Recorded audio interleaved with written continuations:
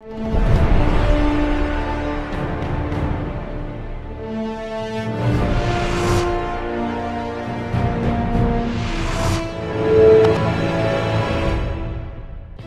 to Leaders of Tomorrow, the only show on Indian television where you, the MSME, get center stage. This is ET-Now's special daily initiative to give MSMEs and entrepreneurs the opportunity to be front and center on every issue that matters to you. Tonight on Direct Connect, a panel of experts answering your questions sent to us earlier, and later on the show on Small Giants, Citizengage in focus.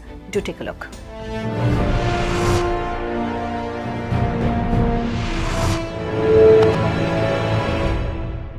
Thank you for joining us tonight. We're taking in all of your questions sent to us on Facebook, Twitter, email, as well as over calls. And thank you both very much for being with us here tonight.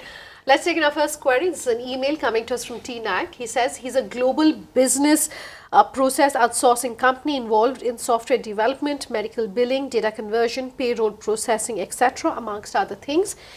The challenge that he faces and what he has written in to us tonight to seek answers from our experts is that he faces challenges with regards to investment and funding.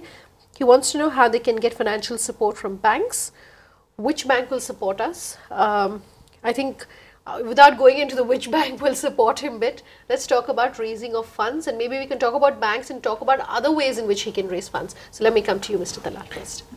Yeah, he can approach, there are many banks which will provide investment funding to this particular company, global BPO company, and there are mudra loans are also there up to 10 lakhs rupees for micro and small enterprises. But let me mention that there are also NBFCs which provide SME finance, online SME finance. I totally agree with Mr. Dalal. There are other NBFCs as well, and there are, these days there are NBFCs specializing in micro loans.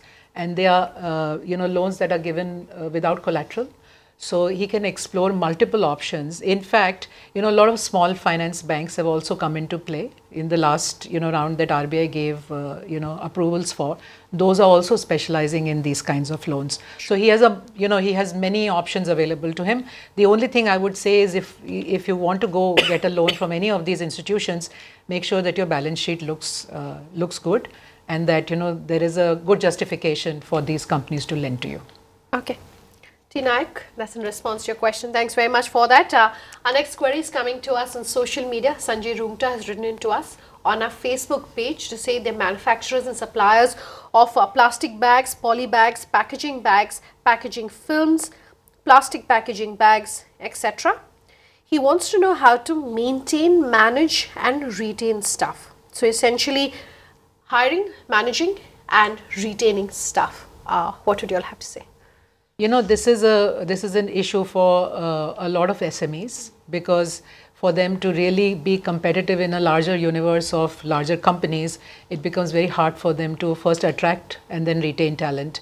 So what he really needs to do is really hire for the values that he has built in his company and the culture that he has in his company. Because if he is only going for technical skills, then if there is no alignment, people will get disillusioned, demotivated and leave. So one is, finding the right fit in terms of the people that you want to work with. Sure. The other thing is that be transparent, open, honest with your employees about what you can offer to them and what they should be looking for when they come to your workplace. Because if you try to magnify it and say, we have this great place to work and we'll give you XYZ, but then you're not able to deliver on that, it becomes a sore point with the employees. Sure. So be honest and take your, for the ownership to build in the company, for retention to happen, people need to be part of the, the whole strategy as well as execution of the company. So take feedback, be open about what your company is doing, where you're going, take suggestions. That way you will be, you'll be able to build a team that stays with you for a long time. Okay, which also brings me to one point. A lot of companies say, and a lot of experts who come on our show say that it's not just about the money, it's also about the roles you're offering. So a lot of the MSMEs say that we're not able to offer the kind of exciting roles that a larger company is able to offer. Now that is not something that you can compete on. So what would you do in that scenario? Yeah, you can give some challenging assignment and also offer some incentives also for achieving some certain things at which those people are good at. So hiring is a very important stage, and subsequently also personal bonding, social bonding. You have some festivals, you call the spouses or family together, that kind of bonding. So that loyalty element gets built in. Yeah. So in addition to compensation, monetary compensation, these factors are also very important. You take care of somebody who has fallen sick, you take care of that person. That also helps in addition to your monetary compensation. Actually, on the roles that you're talking about, in a large company, you actually get siloed in a, in a structure. Okay. In a smaller company, you can actually offer very broad roles to people, and it's very exciting to be able to do things that they would probably not get the opportunity to do in a larger company because of the, excessive structuring that happens over there.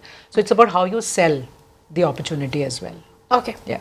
All right, Sanjay, you do have a lot of advantages over a larger organization in terms of the opportunities that you can offer, like our experts are saying. Don't just make it about how much you're able to offer versus your peers, but also look at hiring and hiring right, and really start from there is what our experts are recommending for you. Let's quickly move on to our next query. This is a call that's coming to us from Mahavir Jain. Go ahead, Mahavir. I'm basically from Bangalore. We deal with the products, furnishing products, towels, bedsheet has in life, and I'm looking for my bathrobes and my products of furnishing products. So a lot of the MSMEs who send us their queries, who are in the products business, say that they've taken a bit of a hit post GST because of course, pricing, which they now need to pass on to their customers. But should it only be a pricing play then post GST? I think I'll let you take that. No, I guess this may be a teething problem, because acceptance of this new development of GST, and because of that the price has gone up, could be a transient stage. And once acceptance comes, then everybody knows, because there will be input tax credit also will be there. To that extent, the GST impact will get mitigated. But other than that, like, I mean, you can't wish away the GST, and government, wherever they have found that rates are higher, they are making some changes, modifications here and there. So by and by, I think this will get settled down, and beyond this, they should look like how they can brand their products, how they can market, and how they can expand their client base regardless of GST, because GST has come to stay. One cannot wish it away. Sure. And therefore, this should be taken into one stride and try to expand business through different means of marketing. Sure. All right, Mahavir, like Mr. Dalal is saying, GST is something that's impacted everybody, but any sort of marginal increase in prices, etc., could also be that this is slightly transitionary as we speak in terms of GST. So do hold on, and things will definitely settle down going forward. Time for one last question. This is coming to us from Abhishek Verma. Go ahead, Abhishek. So my question is that GST came with 5% tax on organic fertilizer when it's packaged, right? But still, if I sell less than, my annual sale is less than 20 lakhs, so do I still pay 5% tax, or I mean, I have a rebate? So just in case, I'm assuming that my sales don't are within 20 lakhs. So do I charge tax, 5% tax to my customers? Let me come to you on that. Yeah. The one way is that from 20 lakhs to 1 crore rupees, there is a composition scheme. So he can register under composition scheme. So he doesn't have to maintain very detailed accounts or give, show to anybody that, these are the accounts. And flat rate of 1% or 2% as may be applicable of the turnover, he has to pay. Process is also very simple. He has to file one return quarterly, and he can, like, whatever complications are there associated with GST for smaller traders, this process can be adopted. Okay, so that's as far as GST is concerned. There's a second part of his question in terms of the cost of transportation, and maybe I can come to you. Yes, so today if you see, there are many options for commercial transportation, because there are many app-based aggregators that are providing these services, so he needs to go and look out for those. So it's not just on private transportation, it's also on commercial transportation. And there are many schemes that they offer, which are very beneficial for small businesses. So he needs to go and find those options. And also, I think he wants to know about agri loans. And, agri loans is a big business as far as the PSB banks are concerned. Yeah. And almost all of them offer very good schemes for agri loans. He needs to go and reach out to those. Also, there are some private players that he can explore. Quite a few these days, NBFCs are looking at the agricultural sector as well. Sure. And priority sector lending, of course, like the name suggests. Right. Yeah, is a priority for most guests. Crop loans, for example, up to 3 lakhs rupees. Interest rate is 7% plus subsidy is minus subsidy 3%. So they have to pay only 4%. There are various loans like tractor loans are there, right. Irrigation schemes are there, horticulture loans are there. Number of agricultural loans are available. Sure. All right, Abhishek, that's in response to your question. Thanks very much for that, and trust the detailed answer answers the query that you had for us. Thank you both very much as always for being here tonight. Time for a break. On the other side, we'll put the spotlight on Citizengage. That's on our Small Giants segment. Do stay tuned.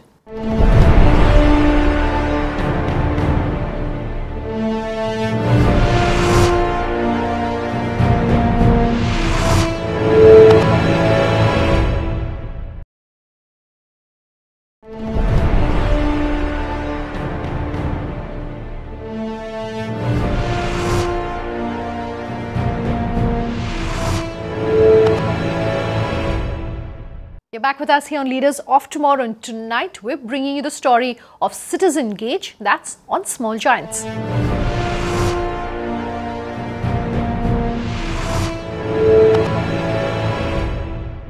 Now, a drive around Bengaluru is enough to make one realize the need for effective waste management, and this startup is here to do just that. Cycling the way from households to recycling bins, Citizengage aims to make one man's trash another's treasure. Anshua Banerjee caught up with the founder to understand how they repurpose waste into a resource by using unprecedented data visibility.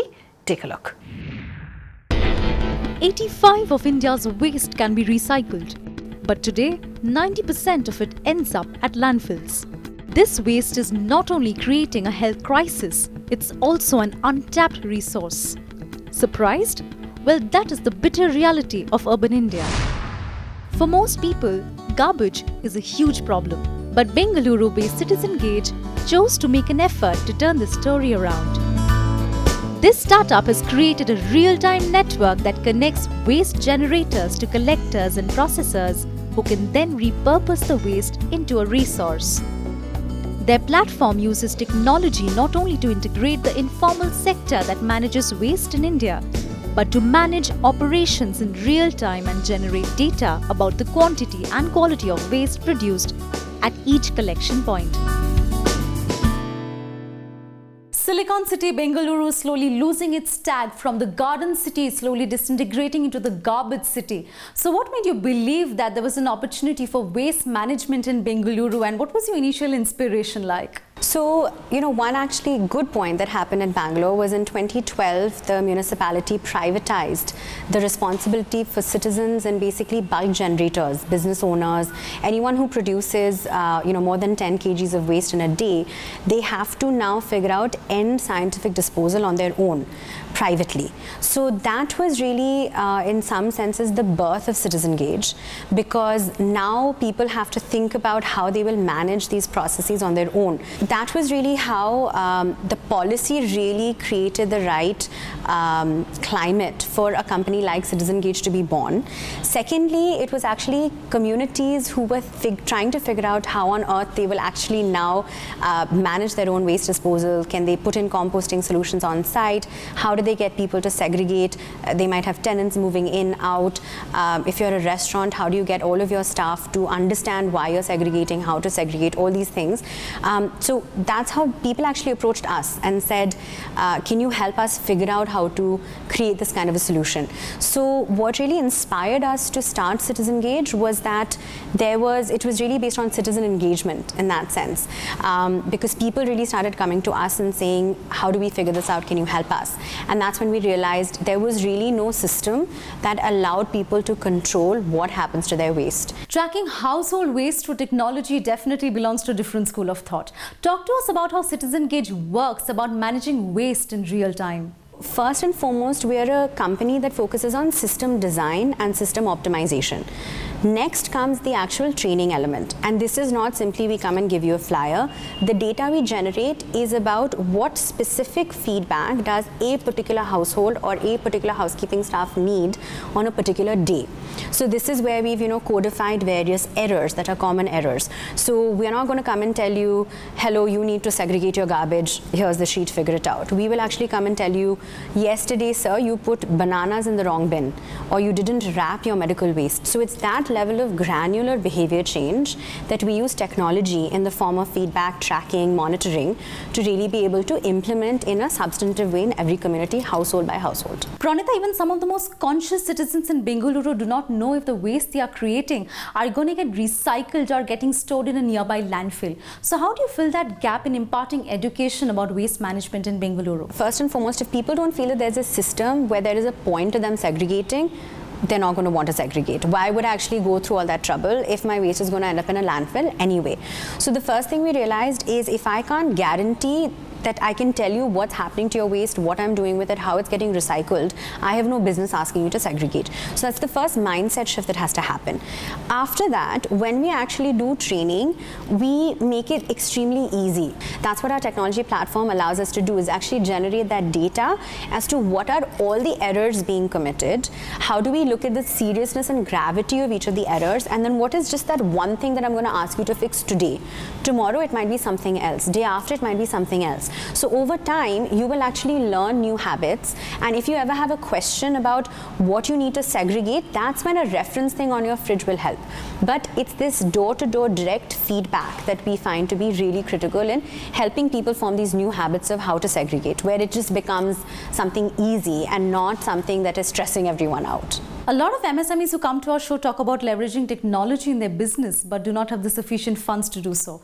You have bootstrapped for a year. Talk to us about your funding journey. Absolutely. So I'll start with the first question you asked, which is really about how do you optimize and utilize resources when you're bootstrapping to get the biggest bang for your buck.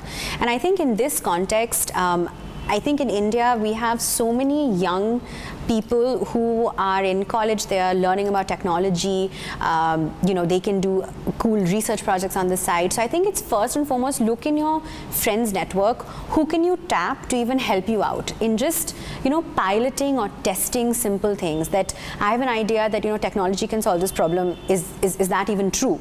Go and test your assumptions. And that doesn't always require a huge amount of resources. Now with, Coursera, Python, all kinds of open source technologies and stacks, you can go online and you can read and you can Google things and you can really figure a lot of stuff out on your own. So I think the first thing is you have to be willing to upskill yourself and you have to be willing to challenge, push yourself, learn new things. So whether that you're outsourcing certain parts of the development process, marketing or this and that, there are a lot of services that are now available where you can outsource and ideally pay for outcomes. If you can do that, conserve, see what you can do in terms of raising funding amongst friends and family, reaching out to grants. I think this is also where the government can perhaps look at having more funding available for testing or just research and trying things out in general. That's, I think, the capital that's missing. But if you can get through that and you have your numbers where you can show that you have a scalable business that can grow, I think that's when it becomes a lot easier to even raise angel funding. So be it potholes or garbage, having done a lot of stories in Bangalore myself, I've always seen these civic bodies putting the blame game on each other. So did you ever anticipate working with the BBMP? Do you think they're doing enough? I think one aspect of this is I expect that us as citizens need to also step up to the plate and see how we can actually participate in new kinds of civic systems. I think that's really a challenge and an opportunity coming from India that I hope that we all embrace. I think in terms of the civic bodies themselves, we have been fortunate enough to get a good amount of support from BBMP, from even state governments who have reached out, chief ministers, chief secretaries. I think there's a lot of intention and a motivation to innovate from various civic agencies and even at the state level. However, I think implementation is going to be really, really tough for whatever civic agencies, because nowhere in India is anybody in a position to have the capacity to manage operations as complex as waste in real time. Talk to us about your monetization strategy, since you've already launched your initiative in several parts of Bengaluru. What does your revenue model look like? Instead of paying whoever you're currently paying to take your waste and dump it somewhere and you don't know, just get it out of your facility, instead of paying that person, agency, whoever each month, you instead pay Citizengage a subscription fee for us to come in, do all of the training, inspection, monitoring, real-time collection, tracking of where your waste is going, and helping you actually optimize how much of your waste is recycled. So that is essentially like a service fee model, which works on a monthly subscription fee framework. Pranita, as we conclude the conversation, firstly, I want to thank you for connecting communities for a social cause. What does the next 5 years look like at Citizengage? We have, pretty aggressive renewable energy targets in our country, which is exciting, but we haven't really tapped the full potential of biogas yet. So one of the big things that we as Citizengage want to do is become the supply chain platform for biogas across the country. And another aspect is really looking at not just biogas itself, but now how do you integrate renewable energy so that you're not wasting those resources that are actually available to you through nature. So this is how we're moving more towards, energy sustainability more broadly, and getting also deeper into operations in particular verticals like hotels, malls, that have a sense of, operations are intensive, and for me to actually harness the power of my waste, I need to streamline a lot of things. So I think this is where India is really uniquely positioned. We can showcase a model for the world to follow and really embrace sustainability in a broader manner. Citizengage since January 2015 has serviced over 1,050 households and 55 businesses and managed close to 100 tons of waste each month. Their technology integrates informal sector workers and verifies data so communities and businesses can control their sustainability footprint and showcase their social impact. The startup is aiming to turn our waste problems into an opportunity that can power recycling economies of the future.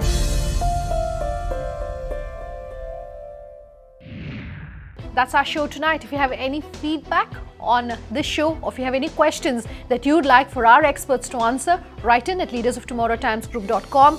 Tweet at us at LOT_ET now, or my personal Twitter handle Sunanda_J. Our Facebook page, Leaders of Tomorrow in ET Now, is where you can leave your questions or call us on that number you see right there on your screen. We love hearing from you. Thanks very much for watching. Have a good night.